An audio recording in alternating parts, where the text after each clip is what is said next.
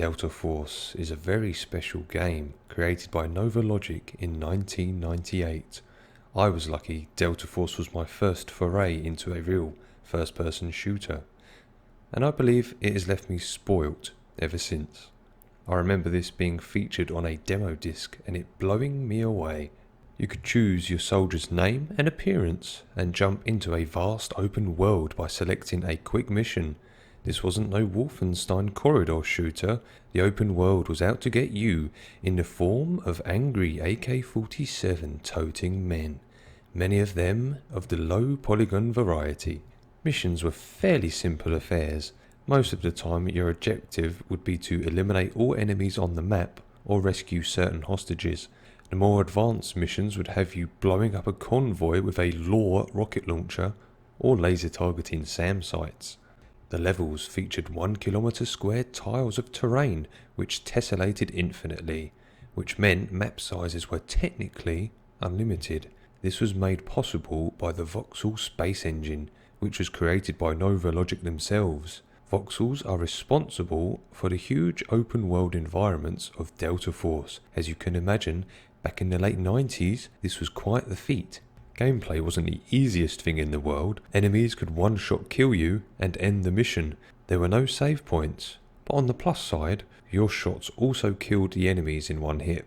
Tackling your foes was made easier by the inclusion of scoped weapons, which allowed for easier target acquisition among the blocky and never-ending terrain. You'd be able to select your loadout at the start of each mission.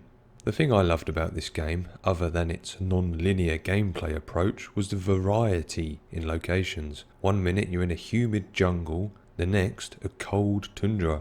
Missions were set over 5 countries, each with their own terrain sets. This allowed most missions to look different every time. You also had nighttime thrown into the mix as well, which was great for nighttime operations. I think former players will always lament the deaths of Alpha and Charlie squads, whom were 4 friendly AI chaps. They would sometimes assist you on mission, but for the most part would get gunned down. When you managed to survive a hard mission and successfully rendezvous with Alpha or Charlie squads, you were always pleased to see a friendly face, or slightly sad when they were gunned down. They were your only friends on the battlefield.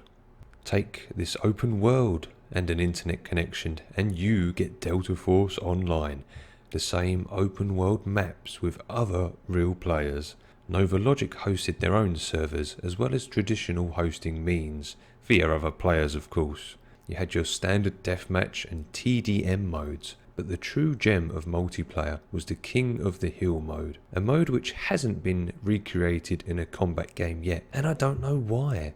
King of the Hill mode would feature a radius on a level, and players had to stay in the radius to score points. It was much fun to find a good spot and kill other people trying to take away your score.